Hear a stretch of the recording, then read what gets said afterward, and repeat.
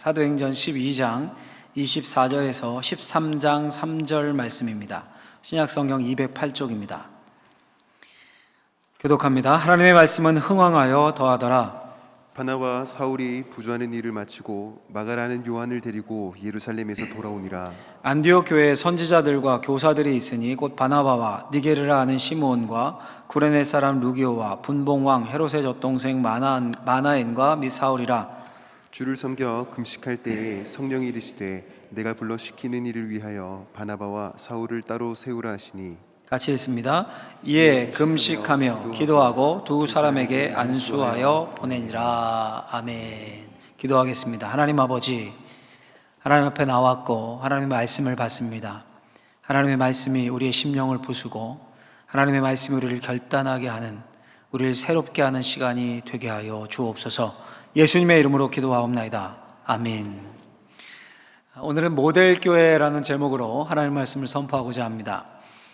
여러분 혹시 이런 생각해 보셨습니까? 이 거대한 세상 속에서 내가 과연 무슨 의미가 있는가? 나 없이도 세상이 잘 돌아가는 것 같고 전혀 세상 돌아가는데 지장이 없는데 내가 이렇게 사는 게 과연 의미가 있는 건가? 목사님 먹고 살기 바쁜데 무슨 그런 생각을, 사치스러운 그런 생각을 합니까? 이렇게 반문하실지도 모르겠지만 전 가끔 이런 생각이 듭니다. 신앙생활도 마찬가지입니다. 열심히 신앙생활을 합니다. 주일 성수를 목숨처럼 지킵니다. 그래서 신앙을 통해 마음의 위로와 평안을 얻습니다. 그러다 문득 세상을 돌아보는 겁니다. 세상 돌아가는 것을 뉴스를 통해서 봅니다. 대장동 사건, 무슨 부동산 파동, 음란함과 도덕적인 해이, 양극화, 심화된 양극화, 이렇게 세상이 돌아가는 것을 보면서 이런 생각이 듭니다. 신앙을 통해 마음의 위로와 평안은 얻는 것 같은데 그 신앙이 과연 이 세상을 바꿀 수 있는 건가? 아니, 세상이 아니라 마음과 평안 이런 거 말고 실제 내 현실의 삶을 바꿀 수 있는 건가? 여러분, 요즘 워낙 개인주의적인 신앙관이 사람들 속에 자리 잡고 있지 않습니까? 그저 교회는 자신에게 마음의 평안 정도를 주는 기관 정도지 그 이상은 아닌 것 같습니다. 좋은 교회라고 해봐야 어떤 게 좋은 교회입니까?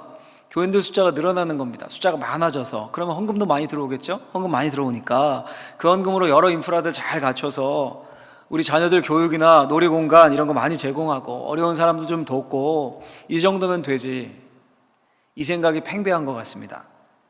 상황이 이렇다 보니까 내가 속한 교회를 통해서 꿈을 꾸고 소명을 발견하고 내 인생 드릴 일을 찾고 그런 성도를 만나는 것은 정말 희귀한 일이 되어버렸습니다. 그냥 내가 다니는 교회는 수많은 교회 중 하나일 뿐입니다. 특별할 것도 없고 큰 기대도 없습니다. 조금 마음 안 맞고 상처받고 이러면 옮기면 되지 뭐. 이게 마치 보편적인 현상이 되어버린 듯합니다. 여러분, 오늘 설교 제목을 제가 모델교회라고 잡았는데 모델이란 사전적 의미가 본보기가 되는 대상이나 모범이란 뜻이죠. 그 모델교회가 오늘 본문에 나오는 안디옥 교회입니다. 안디옥 교회. 하나님이 성경에 모델교회를 박아놓으셨습니다. 11장에서 시작된 안디옥 교회 이야기가 오늘 본문까지 이어지는데요. 과연 여러분, 모델교회라고 하는 이 안디옥 교회의 성도들은 어땠을까요? 제가 조금 전에 쭉 이렇게 푸념하듯이 나열했던 그런 마음으로, 우리 같은 마음으로 신앙생활을 했을까요? 우리와는 전혀 달랐습니다.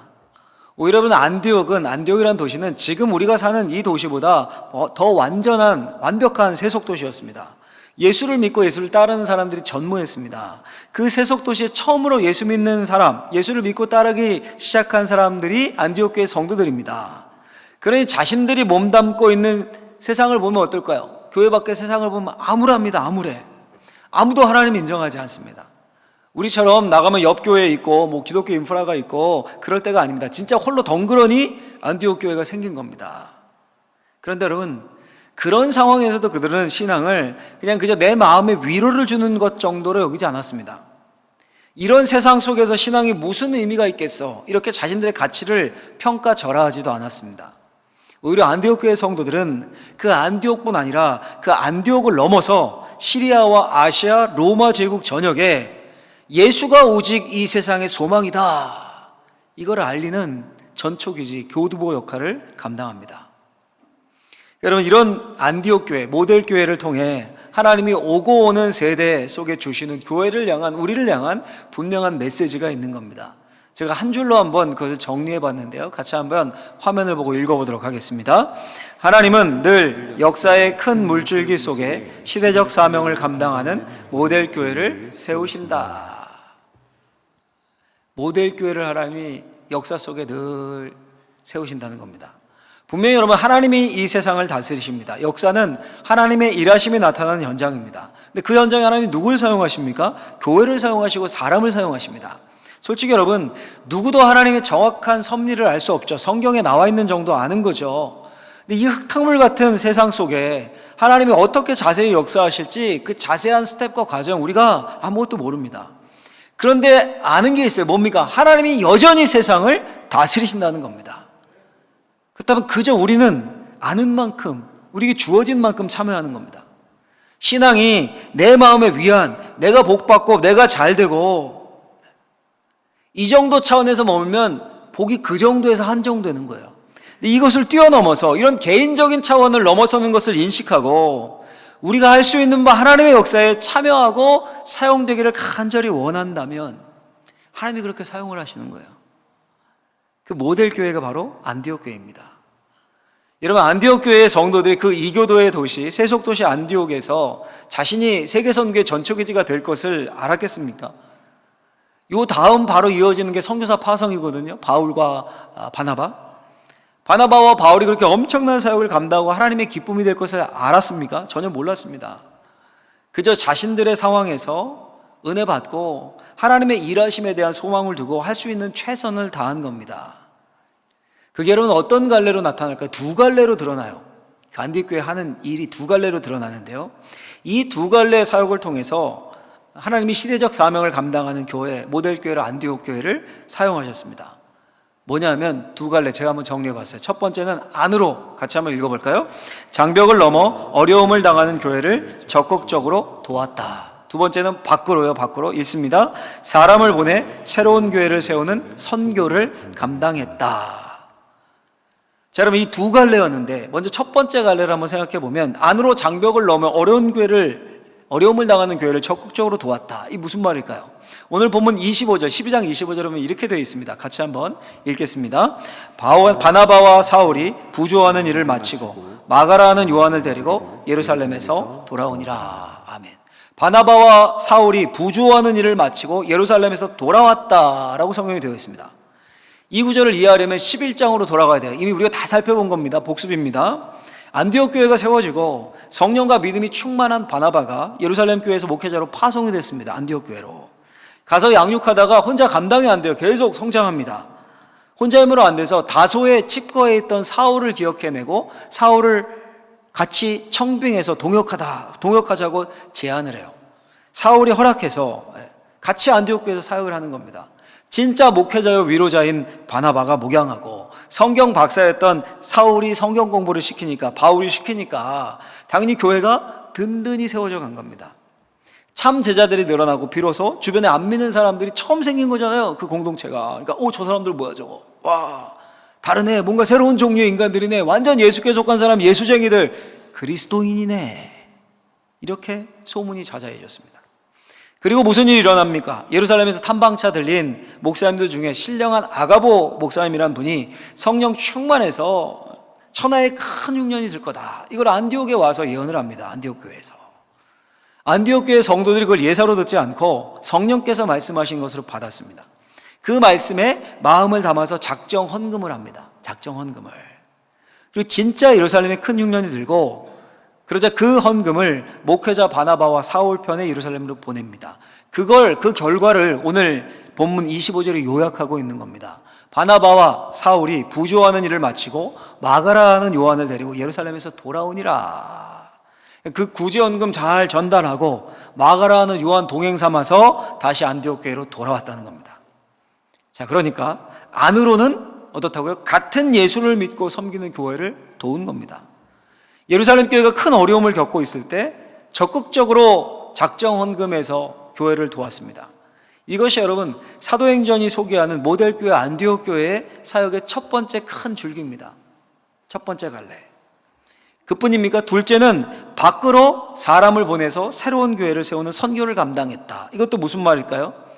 이어지는 오늘 본문 13장 2절 3절을 같이 한번 집중해서 읽어보도록 하겠습니다. 읽습니다. 주를 섬겨 금식할 때에 성령이 이르시되 내가 불러 시키는 일을 위하여 바나바와 사울을 따로 세우라 하시니 이에 금식하며 기도하고 두 사람에게 안수하여 보내니라. 아멘. 전에는 성령께서 아가보 목사님을 통해서 말씀하셨는데 이번에도 성령께서 역사하셨습니다. 아마도 금식하며 예배하는 중에 안디옥 교회 리더 중 누군가에게 말씀하셨을 겁니다. 내가 불러 시키는 일을 위하여.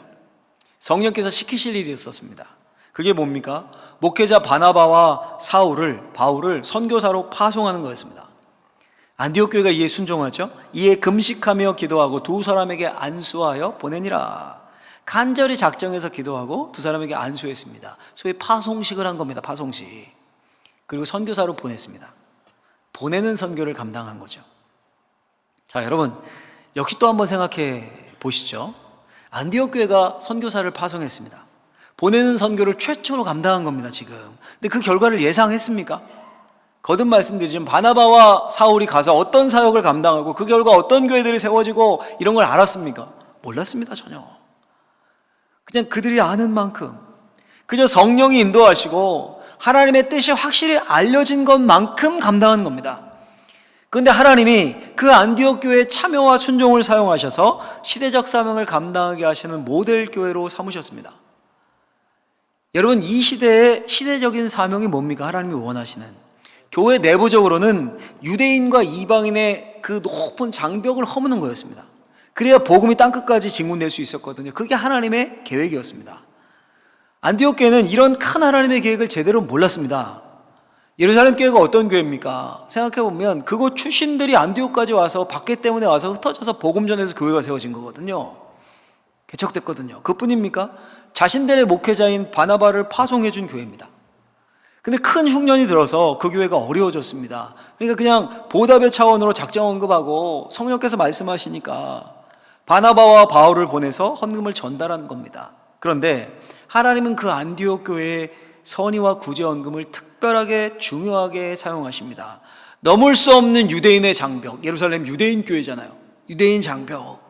그걸 누가 도와요? 나중된 이방인 교회, 안디옥 교회가 돕는 거예요. 오히려 역으로. 그 유대인과 이방인의 장벽을 허무는 마중물로 사용하십니다. 그 시대에 적용해서 크게 쓰시는 겁니다. 바나바와 사울을 파송한 것도 마찬가지입니다. 성령이 교회 지도자를 통해 말씀하셨습니다. 자신들이 복음을 받아서 세워진 이방인 교회요. 안디옥에 최초로 세워진. 다른 이방인들에 대한 안타까움, 빚진 마음이 있을 거 아닙니까? 바나바와 사울을 파송하라고 하니까 간절하게 기도하고 그 빚진 마음을 담아서 파송했습니다. 여러분, 오늘날 식으로 한다면 바나바 그 교회 담임 목회자입니다. 사울은 가장 능력 있는 말씀에 탁월한, 말씀 선포에 탁월한 선임 부목사님이에요. 같이 파송한 겁니다. 그 교회는 어떡하라고요? 그거 쉬운 결정 아닙니다. 그 파송으로부터 수많은 교회가 세워지고 그 파송으로부터 세워진 교회를 향한 편지들이 막 오가고 그것이 성경이 될 줄을 안디옥 교회 사람들이 알았겠습니까? 몰랐어요. 꿈에도. 그저 하나님의 뜻을 성령의 인도하심에 따라 그때 펼쳐진 그 뜻을 순종했고 그 순종을 들어서 하나님이 시대적 사명을 감당하는 교회로 사용하신 겁니다. 여러분. 야, 안디옥 교회니까, 성경에 나오는 모델 교회니까, 전설과 같은 우리가 본받아야 될 교과서적인. 근데 여러분, 이게 비단 안디옥 교회만의 이야기입니까? 그렇지 않습니다. 교회 역사를 보면 어느 시대건 어느 나라건 복음이 역사하는 곳에 시대적 사명을 감당하는 교회가 분명히 있습니다. 하나님이 그렇게 사용하시는.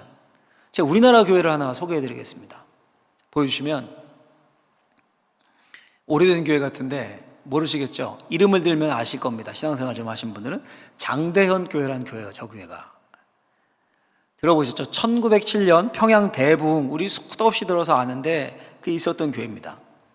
저 교회가 1893년 사무엘 마펫이라는 선교사님이 소수의 사람과 함께 교회를 세웠습니다. 처음엔 저렇게 세워져 있지 않았겠죠. 여러분, 그 시대가 어떤 시대입니까? 구한말이죠. 조선의 운명이 다해서 이 땅의 백성들이 소망을 잃고 있을 때입니다. 그때 평양에 저 장대현 교회가 세워진 겁니다. 그리고 10년이 지난 1903년에 장대현 교회가 또 다른 교회를 세웁니다. 남문외 교회라고. 다시 2년 후에 사창골 교회라는 교회를 세워요. 또 그 후 1년 후에 산정현 교회를 세우고 3년 후에 서문회 교회를 세웁니다. 평양에만 5개의 교회를 세운 겁니다. 그리고 15년 동안 전국 각지에 39개의 교회를 세웁니다. 우리 생각에요. 그냥 부흥해서 헌금 많이 들어왔나 보다, 여기저기 이곳저곳에 교회 세웠나 보다, 이렇게 쉽게 생각할 수 있는데요. 그런데 장대현 교회 성도들의 생각은 그게 아니었습니다. 조선 말 우리 백성이 살 수 있는 길은 하나님을 아는 길밖에 없다고 생각했던 겁니다. 여러분, 당시 소망이 어디에 있습니까? 뭐가 있습니까? 소망이 열광에게 주권 빼앗기고 치욕당하는 상황 아닙니까? 군사력에 소망이 있습니까? 무슨 힘이 있었습니까? 조선이. 외교력에 소망이 있습니까? 을사늑약으로 외교권 빼앗긴 상황인데, 경술국치로 아예 나라까지 이른 상황인데요. 유일한 소망을 하나님께 둔 겁니다. 하나님을 알고 예수를 믿는 것으로부터, 뿌리부터, 근본부터 변화되어야 한다라는 것이 장대현 교회 성도님들의 마음에 주어졌던 생각입니다. 성령님이 먼저 물론 지도자들에게 주셨겠죠. 그 생각에서 할 수 있는 일이, 자신들이 펼쳐진 상황에서 할 수 있는 일이 교회를 세우는 일이었습니다. 통계에 의하면 장대현 교회가 세워진 다음에 1894년에 평안 남북도 전체 교인이 52명이었습니다. 52명. 마치 여러분 안디옥이라는 도시에 안디옥 교회 성도들만 덩그러니 있는 꼴입니다. 52명. 근데 10년이 지난 후에 평안도와 황해도에만 10,000명의 그리스도인이 생겼습니다. 별로 안 놀라시는데 약 200배 성장한 거예요. 200배. 어마어마한 일이죠. 그럼 여러분, 이들이 막 모태신앙에 엄청 훈련된 막 기독교 전통이 강한 그런 사람들이었습니까? 이 땅에 복음이 들어온 지 얼마 안 된 때입니다. 얼마 안 된 때. 그저 복음을 믿고 그 복음을 아무런 이 소망 없는 세상 속에 내 마음에 위로나 주고 위안이나 주고 힘들 때 평안이나 주고, 이 정도로 그들은 생각하지 않았던 거예요. 복음이 나를 바꿀 수 있고, 복음이 교회를 바꿀 수 있고, 복음이 나라를 바꿀 수 있다고 생각했던 겁니다. 자신들이 믿은 예수를, 자신들이 아는 하나님을 열심히 전한 거야. 그 길만이 이 땅이 살 길이라고 생각했습니다. 그래서 택한 방법이 할 수 있는 최선을 다해 교회를 세운 겁니다. 그것이 오늘날 한국교회예요, 여러분. 평양에 세워졌던 장대현 교회 역시 하나님이 그 시대적 사명을 감당하기 위해 세운 모델 교회가 된 겁니다. 이런 교회가 어느 시대나 있다니까요, 여러분.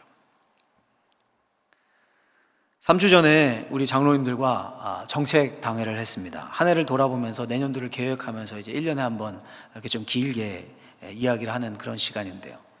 제가 이제 기도하면서 정한 목회 방향을 알려드리고 늘 그렇게 진행해요. 또 교회가 해야 할 일들을 점검하고 그런 시간입니다. 이 당회에서 결정되고 하면 이제 12월에 있을 재직회 때 또 중요한 것들 이야기하고 공동회의 이야기하고 이렇게 하는 거죠. 끝날 무렵에 한 가지 결정을 했습니다. 목적 헌금 중에 개척 지원 헌금을 새로 만들자는 거였어요. 제가 이걸 이거 무슨 일이 있어도 꼭 해야 된다, 내년 내에 꼭 이거 만들어서 해야 된다, 이런 생각을 1도 안 하고 당에 들어갔었습니다. 그런 생각을 하고 들어간 게 아니에요. 생각에도 없었어요. 근데 여러 가지 이야기를 나누고 한국교회 이야기를 나누고 이러다 보니까 짧게 그 이야기가 자연스럽게 나왔고, 아무도 한마디 반대 아무 이야기 없이 다 마음이 모아져서 쉽게 만듭시다, 이렇게. 이게 3주 전 일이에요. 그리고 오늘 본문, 3주 전에 오늘 본문 묵상하지 않았거든요. 오늘 본문을 설교 준비하며 묵상하다 보니까 성령께서 자연스럽게 역사하신 것이라고 믿습니다. 헌금 명목이야 어찌 될지 모르지만 감이 오시죠. 말 그대로 교회를 세우는 헌금이에요. 교회를 세우는. 그 목적으로만 사용되는, 여러분, 하나님이 우리 교회를 이 땅에 심으신 지 96년이 되었습니다. 올해. 이제 4년 후면 100년입니다. 세우기만 하신 게 아니라 축복하셨죠. 마치 안디옥 교회처럼 장대현 교회처럼 국내가 되었던 해외가 되었건 또 다른 교회를 세우는 일에 우리가 최선을 다할 수 있었으면 좋겠습니다. 이런 생각하실 수 있어요. 앉아있는 분들 중에 교회가 목사님 얼마나 많은데, 지천이 교회인데 무슨 교회 없는 곳이 없는데 무슨 교회를 또 세웁니까? 저도 그런 생각했던 적이 있었거든요. 저도. 근데 문득 하나님께서 그때 제게 이런 생각 주셨었습니다. 그래도 술집이나 점집이나 러브호텔, 성인용품점 이런 것들보다 교회 많은 게 좋지 않겠냐? 그게 이 나라를 더 깨끗하게 하는 거 아니겠냐? 전국의 유흥업소에 비하면 교회는 많은 것도 아니죠. 또 여러분, 교회 우리나라 많으면 세계 곳곳에 아직도 수십억 명의 예수를 모르는 사람들이 있어요. 교회가 없는 곳이 있습니다. 교회가 세워져야 돼요. 물론 여러분, 교회 세운다는 게 건물 세운다는 게 아닙니다. 교회의 핵심은 뭡니까? 사람이죠. 사람. 목회자, 차세대 목회자를 키우고 세우는 것도 매우 중요한 일입니다. 그것도 교회 개척의 일환입니다. 제가 무슨 말을 여러분들에게 드리고자 하는 겁니까? 우리는요, 우리 역시 성경에 나오는 모델 교회인 안디옥 교회와 우리 한국 기독교 역사에 나온 장대현 교회처럼 성경의 근거에서 성령이 주시는 만큼, 성령이 알려주신 만큼, 우리 교회 열어주신 만큼, 깨달은 만큼 우리가 나누는 거예요. 나누는 거예요. 이웃사랑 헌금, 선교, 구제, 개척 지원 모두 마찬가지입니다. 이런 씨뿌림의 결과가 어떤 결과로 나타날까 아무도 모릅니다. 하나님이 어떻게 사용하실까 모릅니다. 안디옥 교회도 몰랐어요. 장대현 교회도 몰랐습니다. 근데 성경이 교회의 역사가 분명하게 증거합니다. 성령의 인도하심에 민감하게 반응해서 하나님의 말씀에 따라서 자신들이 받은 은혜, 깨달은 은혜에 대해 순종하려고 하는 마음을 먹은 그런 교회를 들어서 하나님이 시대적 사명을 감당할 수 있게 해주신다는 거예요, 여러분.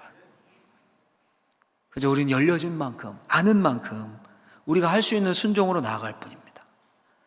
그래서 간절히 바라건대 저와 여러분들이 하나님이 찾으시는 그런 교회가 될 수 있기를 예수님의 이름으로 간절히 축원합니다. 축원합니다. 자, 여러분, 그러면 어떻게 그런 교회 될 수 있을까요? 제가 오늘 본문의 안디옥 교회를 묵상하고 또 장대현 교회를 조사하고 여러 책을 보고 또 자료를 찾고 하면서 그러면서 이런 질문이 들었습니다. 왜 오늘날에는 이런 모델 교회가 잘 나오지 않을까? 안디옥 교회와 장대현 교회가 시대적 사명을 감당하는 모델 교회가 될 수 있었던 비결이 뭘까? 제가 답을 찾았습니다. 우리 사도행전 12장 24절 말씀 같이 한번 읽어보도록 하겠습니다. 하나님의 말씀은 흥왕하여 더하더라. 아멘.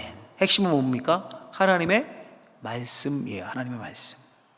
12장에 나오는 대로 헤로드 왕이 막 박해를 하고 교회를 핍박하고 목사님, 야고보 목사님 잡아 죽이고 베드로 목사님 잡아 죽이려고 하고 그래도 하나님의 말씀은 수그러들지 않았습니다.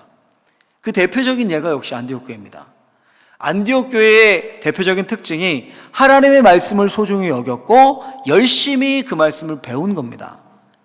우리 사도행전 11장 26절 가서 한번 읽어볼까요? 같이 한번 읽어보도록 하겠습니다. 만남에 안디옥에 데리고 와서 둘이 교회에 1년간 모여 있어 큰 무리를 가르쳤고 제자들이 안디옥에서 비로소 그리스도인이라 일컬음을 받게 되었더라. 아멘. 바나바가 칩과에 있던 사울을 데려와서 둘이 1년간 큰 무리를 가르쳤다 되어 있어요.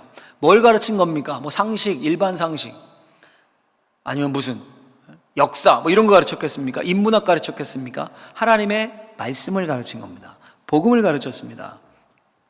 재밌는 사실은요, 놀라운 사실은요, 큰 무리를 가르쳤고 그 다음에 바로 이어지는 구절이 뭡니까? 제자들이 안디옥에서 비로소 그리스도인이라 일컬음을 받게 되었더라. 그 말씀에 푹 잠기니까 복음이 단순히 개인적인 위로와 평안을 주는 그런 차원이 아님을 알게 됐습니다.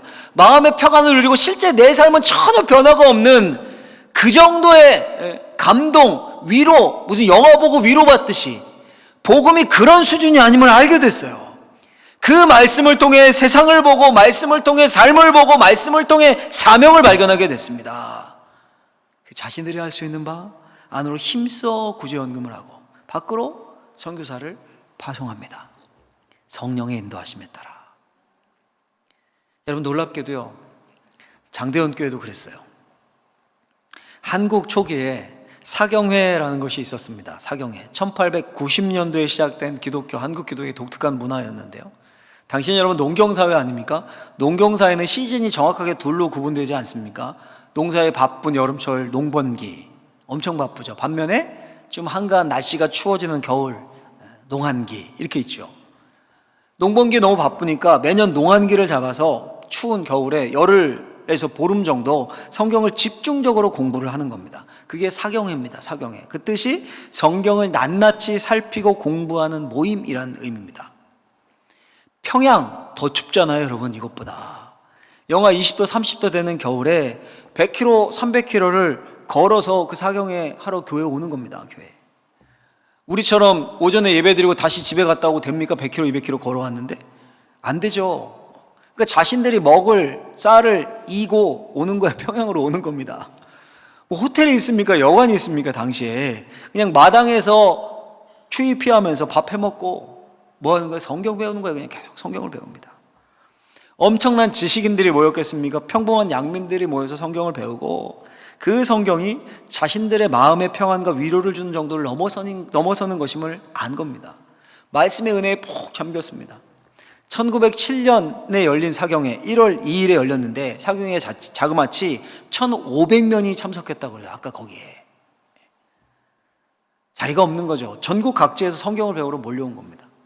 예배당에 다 수용이 안 되니까요, 평양이 집인 교인들은 낮에는 오지 말아라, 낮 집회 오지 말아라 이렇게 할 정도로 전국 교회에서 왔으니까 전용 집회만 평양에 시내 사는 사람들 교인들 참석하게 허락을 했다고 합니다. 성경을 배우고는 다시 또 각자 마을로 돌아가서 또 작은 사경회를 여는 겁니다. 이 1907년에 사경회의 거의 끝 무렵인 1월 14일, 15일 그때 무슨 일이 있었습니까? 놀라운 성령 강림의 역사가 있었던 거예요. 그걸 우리가 평양 대부흥이라고 합니다. 우리 여러분 평양 대부흥 하도 많이 들어가지고 성령께서 막 놀랍게 역사해서 기적과 은사 능력으로 막 방방 뜨고 막 가득 채워져서 한국교회가 막 순식간에 막 붐업을 하고 막 그런 겁니까? 그 전에 뭐가 있었습니까? 하나님의 말씀은 흥왕하여 더하더라.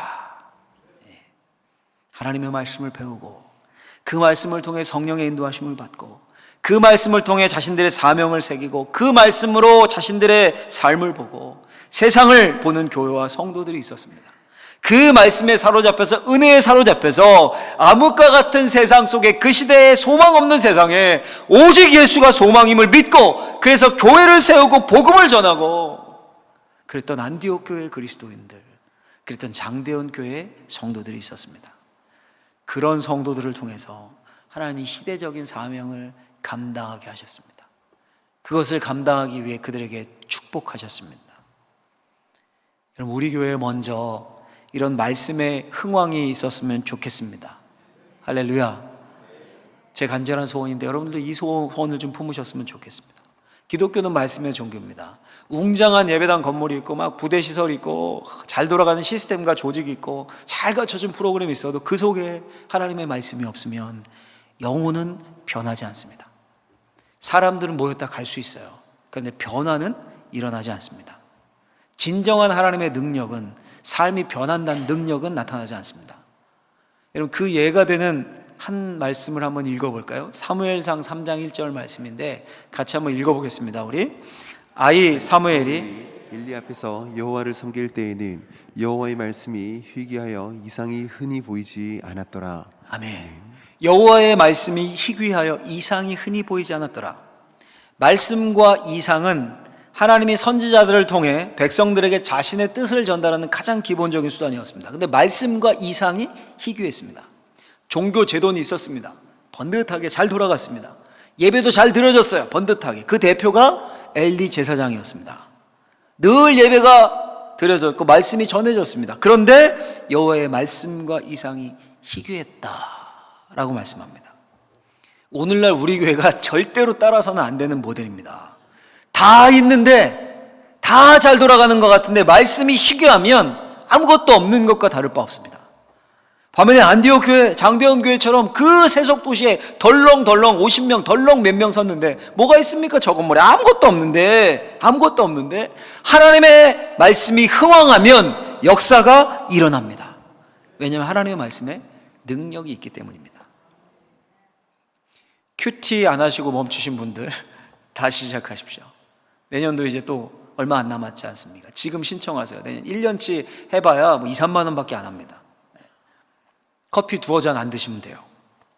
또 말씀 읽기와 쓰기도 시작하십시오. 내년에 1독 작정하시고 교회에서 성경 배우는 프로그램을 한다면 내년에 좀 우리 성경 공부 좀 열려고 하는데 적극적으로 참여해서 배우십시오.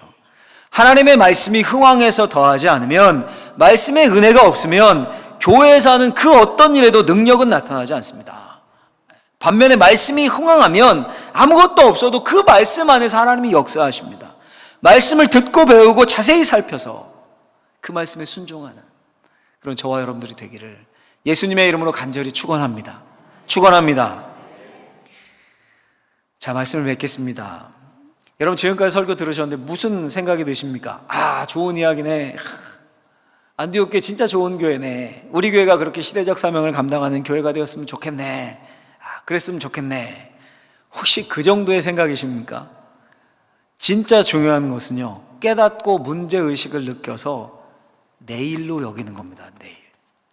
내일로 여겨서 최선을 다하는 개개인이 필요한 겁니다. 하나님의 일엔. 이 결론이에요. 우리 결론을 제가 정리했으니까 같이 한번 해보겠습니다. 마음에 꼭 새기셨으면 좋겠습니다. 같이 읽겠습니다. 말씀에 사로잡혀 깨달은 만큼 최선을 다하는 개개인이 필요하다. 아멘. 나는 쏙 빼놓고 우리 교회가 그렇게 됐으면 좋겠네.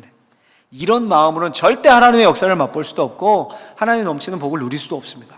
바로 내 이야기인 거예요. 이게 내게 떨어지는 말씀인 겁니다. 여러분, 본문 보십시오. 말씀이 흥황하여 더했다. 바울과 바나바가 부조하고 구제연금 마치는 일 잘하고 안으로 그 유대인 교회와 이방인 교회를 하나 되게 하는 그 마중물 역할을 잘 감당하고 안디옥 교회로 다시 돌아왔다. 그리고 그 보고 이후에 바로 이어지는 게 뭡니까? 13장 1절이거든요. 그 1절을 같이 한번 우리 읽어보겠습니다. 같이 읽습니다. 안디옥 교회에 선지자들과 교사들이 있으니 곧 바나바와 니게르라 하는 시므온과 구레네 사람 루기오와 분봉왕 헤롯의 젖동생 마나안과 및 사울이라. 아멘. 바나바, 시므온, 루기오, 마나엔, 사울, 개인의 사람들의 이름이 쭉 나열됩니다. 무슨 의미입니까? 안디옥 교회가 모델 될 수 있었던 비밀이 말씀에 사로잡혀서 최선을 다한 이 개개인에게 있었음을 보여주는 겁니다. 이 리더 개개인들이 하나가 되어서 사명에 사로잡혀서 안디옥 교회를 위대한 교회가 되게 하는 겁니다. 하나님이 이들의 헌신을 보셨고 안디옥 교회를 시대를 감당하는 모델 교회가 되게 하셨습니다. 여러분, 안디옥 교회뿐이 아닙니다.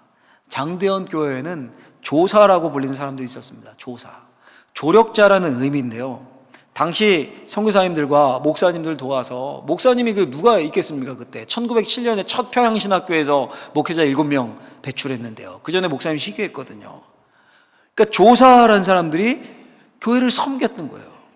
자비제랑으로 전국 방방곡곡을 다니면서 복음을 전했습니다. 또 권서 혹은 권성이라고 불린 사람들도 있었습니다. 매서인이라고도 불렀는데요, 성경을 등에 지고 산골과 오지를 다니면서 성경 나눠주고 일하면서 사랑방에서 말씀 가르치고 이런 사람들, 이렇게 말씀에 은혜 받고 깨달은 개개인이 다 각자 자신에게 열려있는 만큼 최선을 다해 하나님을 섬긴 겁니다.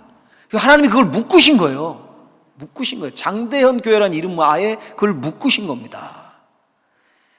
오늘도 그렇습니다. 하나님의 말씀은 우리 교회를 향한 말씀인과 동시에 나를 향한 말씀이야. 나.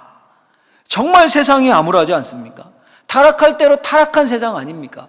음란하고 동성애가 판치고 우리 청년들 다음 세대들은 미래가 없다고 인구는 점점 줄고 있죠. 교회는 힘을 잃고 가는 것 같죠. 정말 암울한 세상 아닙니까? 여러분, 이런 세상에서 진짜 교회마저 흔들린다면 여러분들의 자녀들, 여러분들 손주들 어디서 영혼의 안식을 얻고 어디서 하나님의 말씀을 듣겠습니까? 사무엘상과 같은 시대가 되는 거예요. 교회는 있고 제 돈이 있는 것 같은데 말씀과 이상이 희귀해졌다. 이러면 우리 아이들의, 우리 다음 세대의 영혼이 죽는 겁니다. 그러니까 우리가 먼저 깨어 일어나야 합니다. 나 중심에서 벗어나 하나님 중심으로 신앙생활을 해야 합니다. 하나님이 저와 여러분들을 너무 사랑하신 거예요. 너무 사랑하셔서 부르셨고 박어진 제일교회라는 테두리 안에 모아놓고 부르셨어요. 우리를. 하나님이 함께 일하시기를 원하십니다. 하나님의 놀라운 역사에 우리가 동참할 수 있습니다. 그게 가장 큰 복이에요. 거기서 영혼의 소생함을 느끼는 것, 그 복이 우리의 삶 구석구석에 미쳐가는 것, 여러분 간절히 소망하건대 우리 교회가 시대적 사명을 감당할 수 있는 그런 모델 교회가 될 수 있기를 예수님의 이름으로 간절히 축원합니다. 교회가 잘 되고 교회가 시대적 사명을 감당하는 게 내 삶과는 전혀 동떨어져 있다? 절대 아닙니다. 절대 아닙니다. 교회가 흥왕하고 하나님께 사용받고 넘치는 복이 교회에 있으면 그 교회에 속한 개개인들에게 그 복이 흘러갑니다. 절대 별개가 아닙니다, 여러분. 같이 하나로 묶여 있는 겁니다. 이 하나님의 원리입니다. 바라건대 우리 한 사람 한 사람이 마중물이 되고 받은 바 깨달은 대로, 받은 은혜대로 말씀에 사로잡혀서 하나님께 순종하고 우리의 이 시냇물이 모여서 강물이 되어 우리 교회를 이루고 교회에 스며들어 우리 교회를 통해 사람이 변하는 역사가 있게 되기를 예수님의 이름으로 간절히 축원합니다. 축원합니다. 기도하겠습니다. 하나님 아버지 감사합니다. 하나님의 말씀을 주셨습니다. 성경을 자세히 살필 수 있는 시간 주셨습니다. 이 성경에 하나님 모델 교회를 박아 놓으셨습니다. 모델이 되는 사람들을 수놓아 주셨습니다. 우리 역시 그들을 본삼아 하나님께 충성하는 자, 성령의 인도하심에 따라 우리에게 주어진 일들을 충성되이 헌신되이 감당하는 자들, 그래서 이 시대, 이 지역을 살리는 교회가 그런 한 사람 한 사람이 되게 하여 주옵소서. 예수님의 이름으로 기도하옵나이다. 아멘.